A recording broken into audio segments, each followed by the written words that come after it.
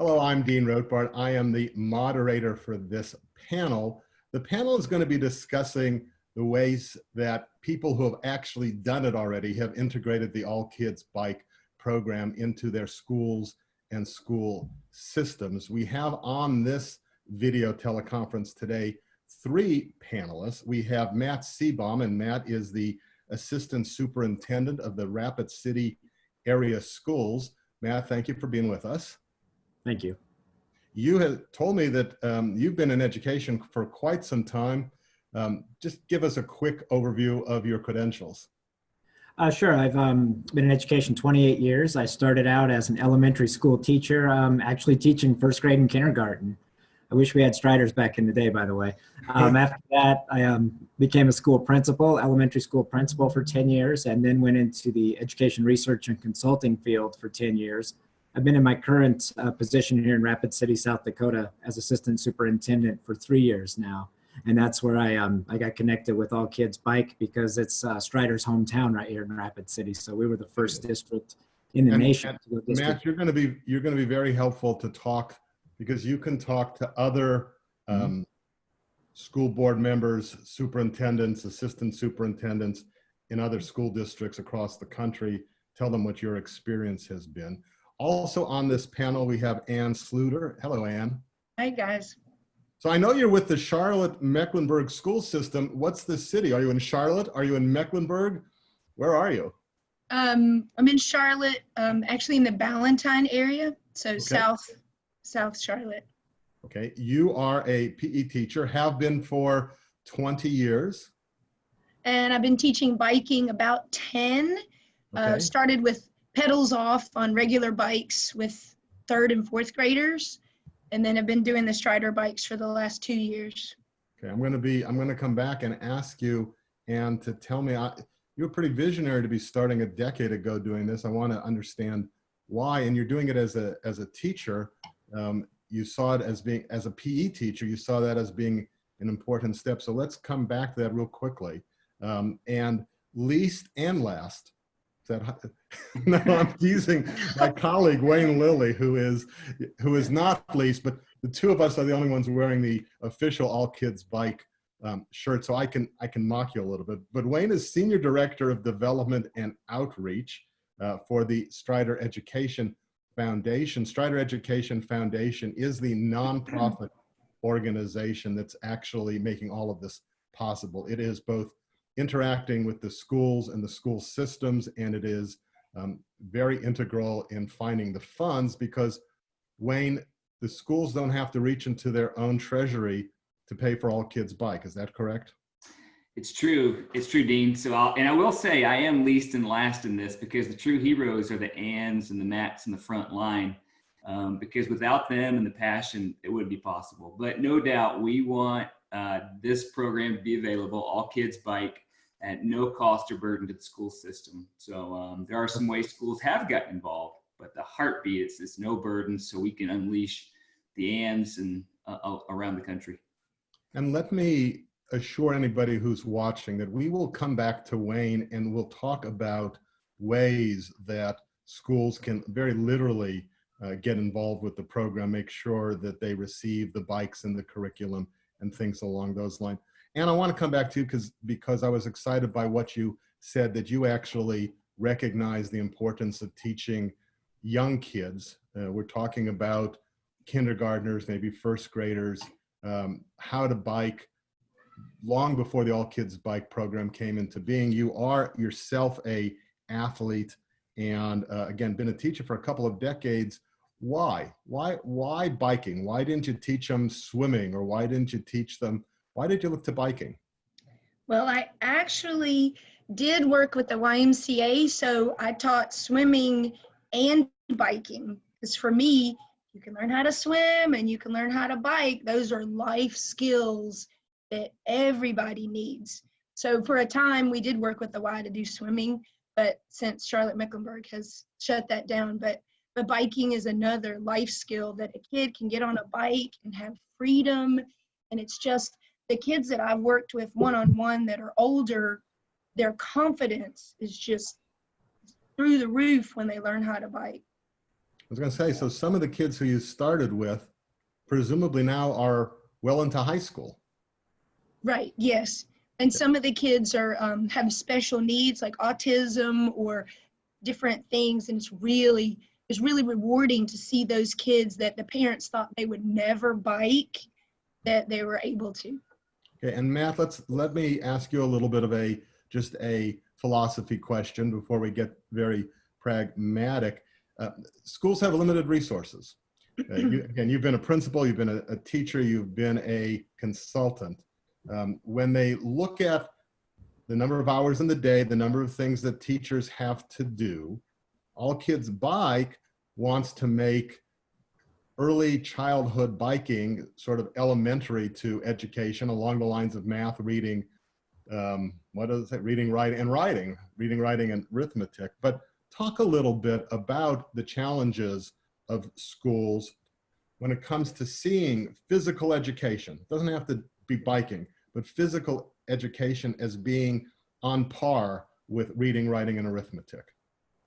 Well, you know, I think with so much push in the United States for wellness, healthy kids with obesity and bad living habits really kind of at epidemic proportions, it's a pretty natural fit in most schools and school systems. So bringing in something like All Kids Bike, honestly, the first consideration is going to be financial. If you can get over the financial boundary, from my experience in schools, we want more tools to engage kids. We want more tools to get kids on bikes, to get young people, especially, those essential skills they need, much like biking gives them. So with All Kids Bike, you know, as far as any barriers or boundaries, I think that it's not, from my opinion, really difficult from a perspective of multiple school districts and leading a school district now, that it's pretty easy to sell and see the benefit from that on multiple levels, you know, basically engagement, health, safety, for my school system in particular. And I know that's a big sell. Matt, the Rapid City area schools, how many elementary schools are under that umbrella? We have 15 elementary schools. How many of them have embraced the All Kids Bike program? All of them. All of them. Okay. We did a district-wide initiative. We went all 15 all at once. Now, very specifically, and I think maybe, Wayne, I can bring you in on this, but very specifically, part of what made that possible for the Rapid City area schools is you had some angel business, community business sponsors or sponsor. Wayne, why don't you tell us how that unfolded in Rapid City? Sure. Yeah, it's very true, Dean. So Rapid City, so it's Black Hills Harley Davidson, actually saw the need. One, just within their community, when they looked at, hey, it's good to get kids out and active and biking. And even to ping back to what Ann said, what we know is biking triggers lots of things. It triggers riding on bikes, yes. But if someone gets on the first ladder rung, then they might be more likely to hike, to swim, in this case, maybe even ride motorcycles or something if they want to in the future. But the key is they have to have that foundation, fundamental piece, knowing how to ride a bike. Black Hills Harley, for the right reasons. They wanted their kids in elementary schools to be active and out. Decided, let's do this citywide. So they came alongside of all of Rapid City schools and coordinate that with Matt and others, and did indeed fund. It was a pretty neat rollout, actually. So you have folks who are typically working on the big motorbikes, taking some time to put together these little strider bikes and then en masse deliver those across the city. There was just a huge amount of enthusiasm. So, and Dean, again, the reason, because it came back to them seeing the need for the kids to have the chance to simply learn to ride a bike and send them on a trajectory to being active and healthy. So Wayne, just briefly, and then Ann, I want to come back to you and ask you about the Charlotte-Mecklenburg schools, but just briefly, there are, just bullet point, if you don't mind, some of the ways that these programs can get funded. They can be school-wide, they can be district-wide, they can be a single school at a time, they can be one sponsor of many schools, many sponsors of one school. What else have I missed here? There's crowdfunding. Certainly, I think you've covered most of it there, Dean, but it good really answer. Is. Good answer. That. Thanks, Wayne. That was very kidding. But the bottom line is you know, the school program costs $4,000. So, you know, if a business wants to spend $4,000 and invest it in their local elementary school, it's a great thing to do. If a grandparent or a parent just says, you know, biking is going to be great for my community. Maybe my grandkids, as they're coming in, and they want to share a gift of $4,000 and invest that program, which lasts on, we project to last 5 to 6 years. And so therefore that gift would be basically teaching every kid how to ride for less than $10, then great. We've seen a number of people band together to do multiple schools, businesses or individuals. And then Dean, the one thing that's been really beneficial for schools that do want to get involved and they want the communities to know about it and have an investment is something called crowdfunding, or Rally Bound is what we use.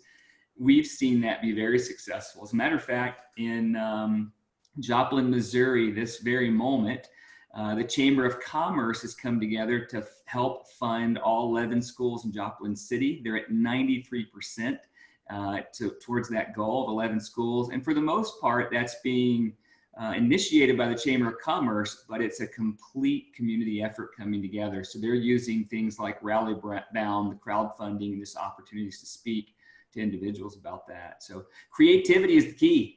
It just comes down to, if you want to get it done, find a few friends, get it done. If you want to get it done, get it done. And if there's a business that says, let's do this for the whole city, it can be done. Okay. Matt, I'm going to ask you a question in a minute. I'll tell you what it is, but I'm going to go to Ann first. I want to talk about how a school district like Rapid Cities, what kind of accountability is there? How are you looking at measuring whether this program works, doesn't work? Is it formal? Is it informal? I'll ask you that in just 1 minute. And as far as I understand, in the Charlotte-Mecklenburg school system, there are, and I got this information from Wayne, so if it's wrong, blame him, okay? It's not my fault, but there are like 112 elementary schools. It's a large school district compared to, say, Rapid City. And your school, what's the name of your school, Ann? Ballentine Elementary.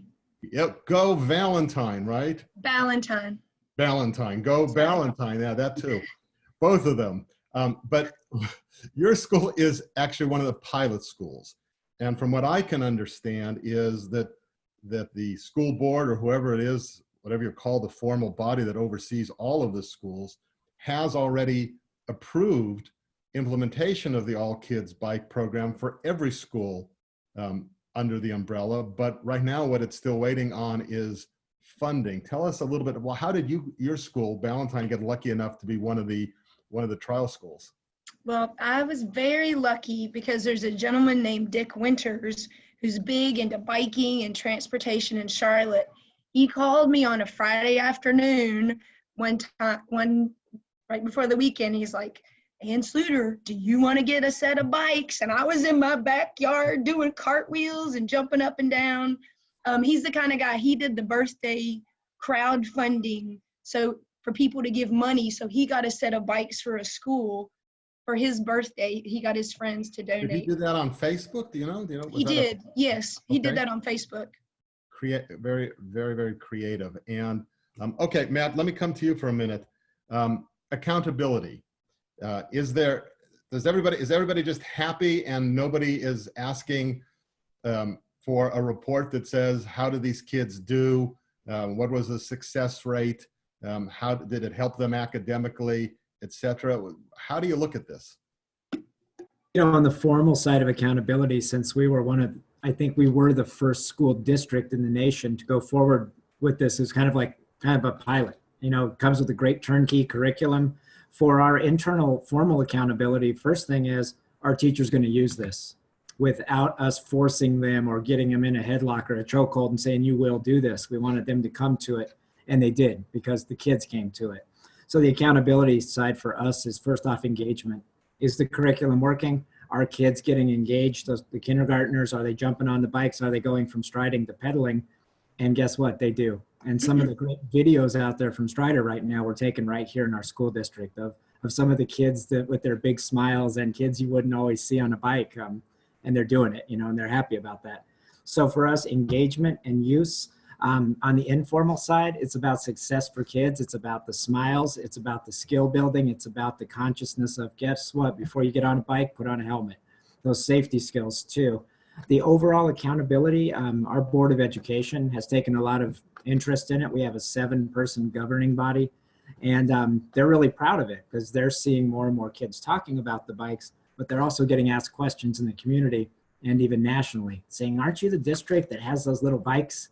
Like, yeah, we are, and we're really proud of it, you know. And the next thing that comes is people say, what about risk management? What about injury? It's like, we're teaching safety. We've got helmets right along with it. If you learn how to ride a bike well in a controlled environment, you're going to be a lot more safer. No risk. Well, there's always risk. We've had no issues with it. We've had this going for over a year. None of that. So it's all about smiles and engagement at the end of it for us for accountability. Was there, before this program was actually in place, was there some sense of hesitation either on the part of principals, teachers, or parents?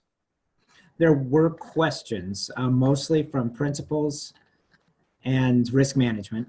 The big question from principals was storage. Where am I going to put all these little bikes? We're already bursting at the seams in our schools. So once we had some storage solutions from Strider, that was a huge, guess. The other was risk management. What if a student gets hurt? What if something bad happens? And we quickly got past that, because once our stakeholders and once our staff were able to see that this is not just some product that someone else is trying to push into our schools to market to kids and their parents, it's really pushing a life skill and a set of life skills and engagement strategies into our schools. So once we got past that, the risk really wasn't there. And again, contained environment with a curriculum. It's not that we're turning them loose on a steep hill on bikes with no helmets. And talk a little bit about the curriculum that comes with this. You were teaching kids how to use bicycles before you received a formal all kids bike / Strider curriculum. The goal of this panel is to inform other schools, teachers, parents, etc. Maybe they are not as naturally inclined to know how to teach kids how to bike. Talk a little bit about the all kids bike curriculum. Did you learn something from it? Did you change how you teach? Is it pretty much reflect what you were already doing? Talk a little bit about it. Well, like with anything, the curriculum, it shows you different ways, different ideas. It had games, like even bicycle yoga. For me particularly, I don't have 8 lessons, unfortunately, to teach the kids. So I do a lot less of the games. I'm trying to get kids on a bike, teach them how to go straight and to stay right. And then we go like in an oval, like on a racetrack kind of thing, and we take turns with a partner. So it's more get them on, get them balancing, just doing the riding as much as we can, more than red light, green light, or bicycle yoga, because I don't really have the 8 or 10 lessons, that amount of time to do all the lengthy of the curriculum. They're great ideas, and if I had more time, I could use more of it. Do you think either a PE teacher or a kindergarten teacher who's not specifically trained in PE can take that curriculum and implement it successfully? Oh yeah, just with anything though, you have to want to do it, and you have to take the extra time to learn it and think about it. And then when something doesn't work the first time, you have to stick with it, because like you'll try something and go, oh, that didn't work very well for me, which it might have worked right away for somebody else. But sticking with it, and even when it's challenging, you're having trouble getting the helmets on, like stick with it and know that kids are benefiting, and it's good stuff.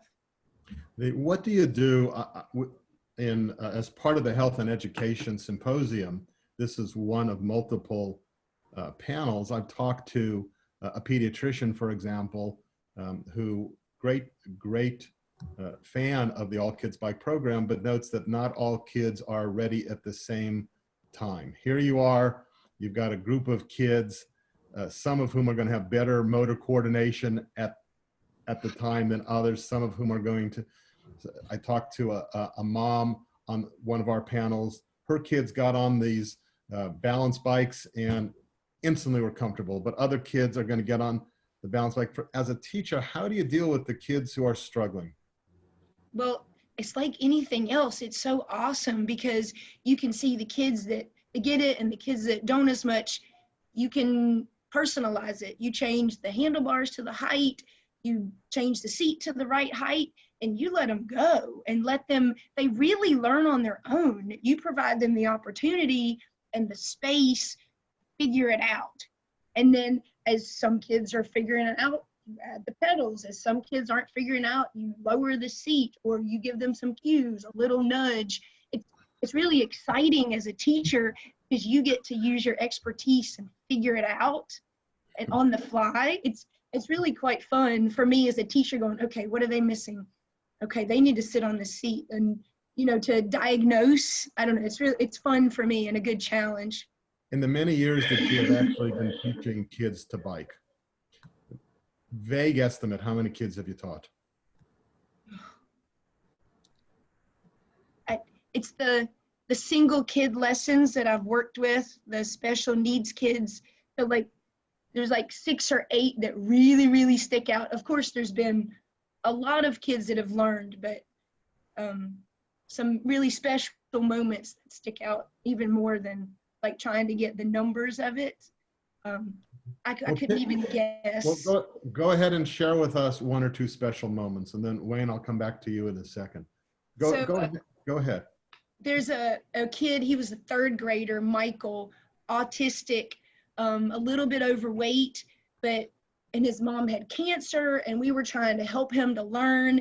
And so his classroom teacher and we had him in the gym after school, and he was balancing and trying, and after 10 or 12 times, I'm getting this video of him biking down the sidewalk and his classroom teacher chasing him, and I'm crying because he's pedaling and he's doing it, and it's just really awesome. That's great. Wayne, let's talk a little bit again, practical aspects of all of this. You get a call from, or you call on someone like Matt, a school superintendent, assistant superintendent. They say they're interested in the program. What happens next? Yeah, so there's a number of angles that can go. So let's say we were fortunate enough to be able to call Matt and say, hey, Matt, good news. There's a couple friends of yours that decided to fund a few schools. And hopefully that's the angle the call can begin. And what we would encourage Matt to do is then select a couple schools. And as you can see, it's not hard to tell why Ann Sluder we call a rock star. So we hope Matt finds a few Ann Sluders around, because we do want, especially at this stage, we're at the pilot stage. So we're north of 130 schools around the country, 25 states. So at this phase of All Kids Bike, which let me interject this too real quick, Dean, is the movement. All Kids Bike is the umbrella that this happens under. So we certainly have heard the name Strider, and the Strider Education Foundation as the one that hosts All Kids Bike, but this is bigger than any one brand. This is about anybody that knows helping kids to ride bikes is a better thing. So anybody can hop under that umbrella. Now back to the answer. So with Matt, when he finds someone, the couple of Anns in the school system, it's pretty much so as simple as those couple of schools can take time to come on the All Kids Bike webpage. They submit an application on behalf of their schools. Once that application is submitted, we then issue an electronic training token. So the PE teacher gets to spend a little bit of time taking some online training, which helps teach them about the dynamics of the bike. What's it like? It teaches the dynamics of the curriculum. They get familiar with that. And once that online training is done, it basically gives us a little ding, we'll call it, and off go the shipment of bikes. So in this case, because the funding was already secured. If the funding wasn't secured, then after that point, what we would do is create a rally-bound link. Ann mentioned our friend Dick Winters, who has done this on his own, but we've made it possible for basically every school and anyone that will champion it on behalf of that school to simply use that rally-bound crowdsourcing link and start to spread that so they can become viral on behalf of that school.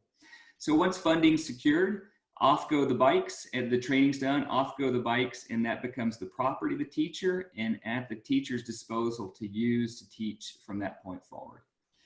Just real quickly, Matt had mentioned that there were two obstacles that most schools have. One was funding. You just talked about that. Then he said that you had some storage solutions. What kind of storage solutions can All Kids Bike recommend to schools who say, we got no room? No, well, right now, just take a peek behind Ann. So you see one of the solutions right on the spot. So actually, how Ann has to talk. Ann, you have to talk or we won't see it. Talk. Oh, okay. No, don't. You can move the camera, Ann, to show us the solution, but you have to be talking. Oh, okay. So in my office, I've got now like 23 or 24 bikes. This is in your office. Okay, I think you better come back to you or we won't hear you. Go ahead. So, okay.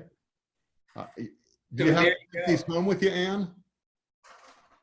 I'm sorry, what? I was asking whether All Kids Bike make you take the bikes home with you. We could store them at your house. Oh, I have taken some home because I've taught the neighbors how to bike. Oh, that's okay. We won't mention that. And some classroom teachers, I've taught their kids how to bike. Matt, let me come back to you with a couple of questions. One is, if the Rapid City area schools started this, what, 2 years ago? Is that right, roughly? Yes. So it's going to take roughly another decade before theoretically every kid in the school system knows for certain how to bike. But before we go forward a whole decade, before we have a whole generation of elementary school students who learn how to bike, have you seen any advantage to, if you're starting in kindergarten and somebody was already in first grade, second grade, third grade, have you seen any advantage to the older kids in the school who were not grandfathered into the program of having the kids in kindergarten be able to bike even if they're in second grade and they don't know how to bike? Yeah, you know, we have about 1,100 kindergartners come through every year. So just if you think of the scale, just times 12 there, we've got life cycle, a whole bunch of kids that have been exposed to biking. So within that, the advantages we've seen so far, you know, we're pretty early into this, but the main advantages really are kids having a better sense of self and physical awareness with their balancing, their ability to be confident when getting on a bike, and the safety side of it.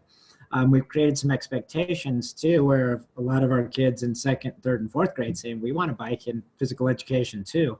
One thing we've done, we have a pretty large disadvantaged population, and by that it's not just poverty, it's kids that have really missed exposure to a lot of things that kids just get to do in our country. So with that, we've had some first grade success with this too. And, you know, we have quite a few first graders that come in new to our district, don't know how to ride a bike, they're engaged on it. Some of our PE teachers are jumping right in with first graders too. And so we want to get the most out of the, you know, the donation. I was going to say investment, but since they were really donated to us, but it's an investment in kids. So as much as we can, we're trying more and more to just get kids on those bikes.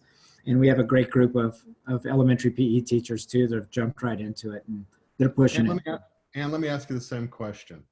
Have you seen any evidence that teaching kids in kindergarten how to bike and to be more active impacts older kids in the school who have not gone through the program? We've implemented a walk and bike to school day once in the fall and once in the spring. And 2 years ago, there were no bikes on the bike rack.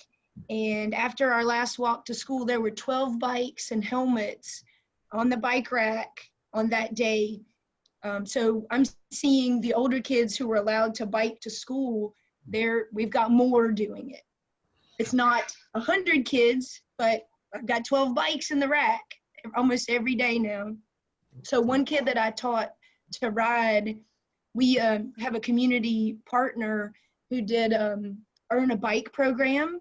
So my student, I taught him to ride, we earned him a bike, and now he's able to ride to school on his own from his house.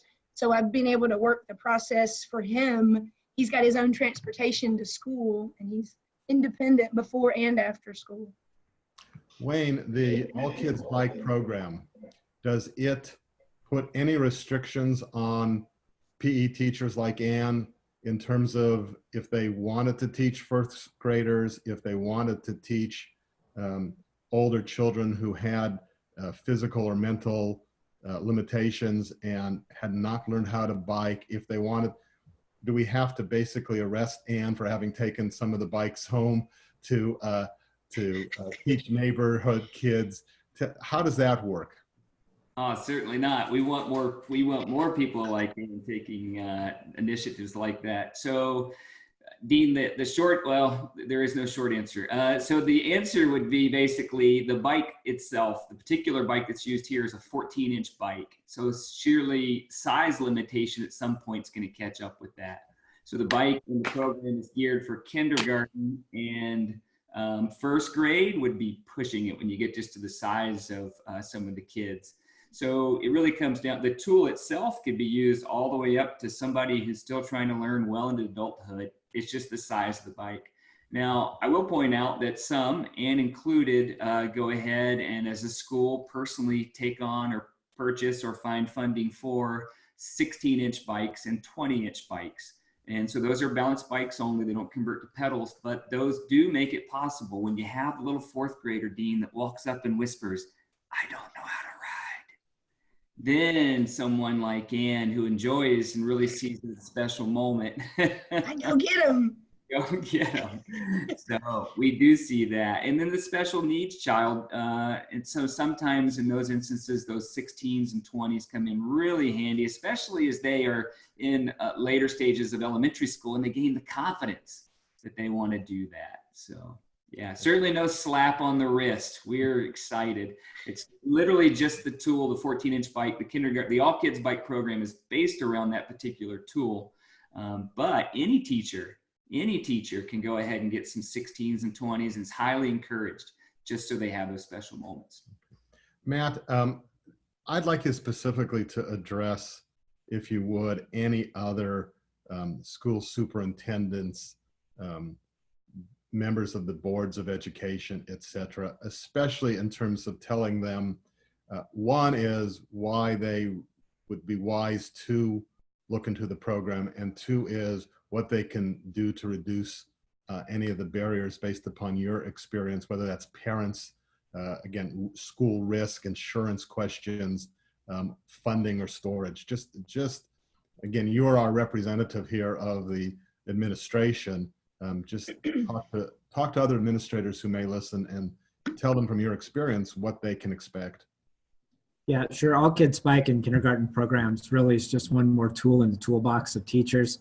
It's difficult to say, at least for us and other superintendents I've talked to say no to something that gets kids excited and teaches essential skills. So it's the why behind it makes a lot of sense. It really is a program and an initiative that sells itself, because it's not like a salesperson coming in and saying, have I got a deal for you? And for $28,000 a year, your district can have this. It's really coming in and saying, you've got partners, you've got crowdfunding, you have a PTA that wants to raise $4,000 for a school. There's so many inroads to getting these bikes in schools, and $4,000 for a multi-year investment is really, I mean, it's a big amount of money, but when you think of the return on investment, it's huge. So for superintendents considering this, and I talked to quite a few of them, I don't strong arm them, but of course, I'm definitely biased because I love this program. It's awesome. It makes a difference for kids. Once a superintendent, district administrator sees it in action, it's really hard to not want it in your schools, because again, like I said before, the kids are happy and they're smiling and they're learning a new skill. The potential barriers for such groups like boards of education, communities, and all of that, really, to me, boil down, like I said earlier, funding and safety, and some of it's communication. Because, boards of education really are in charge of making those big decisions for their communities, representing constituents. We have 7 people on our board here, and we also have a really nice setup for 2 wheels. I mean, we're in the Black Hills of South Dakota, home of the Sturgis Rally and one of the biggest motorcycle rallies in the world. And two wheels, people love two wheels here. A lot of them have three-wheelers too, but we don't like those. At least, and I don't. I shouldn't say that. It just seems like cheating. Two wheels is two wheels. But anyway, that's not an official position of the All Kids Bike movement. I know it's Three-wheels not. are okay too, just not for kids. Go ahead. No, I know it's not. I've talked with the CEO of All Kids Bike about three-wheel motorcycles, and he's not a fan either. Oh, okay. But on the two wheels for school boards, they really see the sparkle among children in their eyes when they're doing this, and they see that this is something teachers and staff are excited about too. So in education, for whatever reason, bikes have not been part of many programs. And I came here from Colorado, and even in Colorado, so fitness oriented, we didn't have bikes in our schools as part of our programs. So this is, although we shouldn't think of it as an innovation, it really is. When you think that, what do we have, Wayne? Maybe 100 schools nationwide right now with this? And how many schools, elementary schools, do we have in the US? 15,000 maybe? Maybe more. I haven't looked at the data. Just keep in mind that by the time people watch this, whatever numbers we put out, that's right. Okay. they're going to be outdated anyway. All I'm saying is what we can say is it's rapidly, yes, pun on Rapid City, it's rapidly growing the number of schools and school districts. It is rapidly growing, and I have to say, to me, you don't even really have to think about it, because it's the one more tool, it's the one more step, and it just builds so many essential skills for kids. So that, not, like I said, with barriers, there really aren't that many when you dig into it. And I always put it out there. I'm happy to talk to anyone who may need more information as a practitioner, someone who may be skeptical, someone who has an early childhood and elementary background, because I can talk that side of it too. And it just makes sense to us, and it's been awesome. And my son is a middle school teacher, and I know his experience is just his experience, but I know that teachers kind of look over each other's shoulders. They peek into each other's classrooms. They see something that one teacher is doing that they think would be good for students, and they tend to copy it. Have you proven to be much of an inspiration to other teachers in Charlotte-Mecklenburg school system? Did I pronounce right? Yeah, the Charlotte-Mecklenburg school system. I don't really know. Okay. We don't have a lot of contact with the other PE teachers in our district. We have very few meetings or time to talk about it. So it's real. I almost feel like we're on an island on our own. Each building is its own entity. And I do have PE teacher friends, and I always talk about biking, but either you love teaching biking and you want it, or some people just aren't interested as PE teachers to add on something else. So Wayne, maybe there's an opportunity for All Kids Bike, and what Ann says is that maybe we have to find a way to congregate PE school districts, PE teachers in school districts, so that they can actually see from one another. I know we have a documentary that's going to demonstrate how this has worked. As Matt pointed out, we've already done some videos in his school district to talk about how this works. Wayne, I think I'm going to give the final word to you. What have we not covered? What would you, what final message would you like to leave viewers with?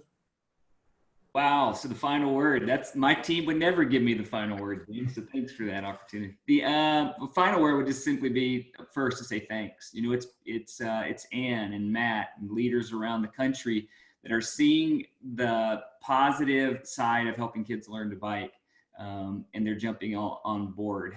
Even to address real quick what Ann said about the communication, so a final word would be, that's what this is about. We want more and more people to know what's going on. So we hope to connect with more PE teachers, and we are talking district-wide ways we can, districts that are using the program, we're talking how can we, through their district, help this word spread. So even addressing that.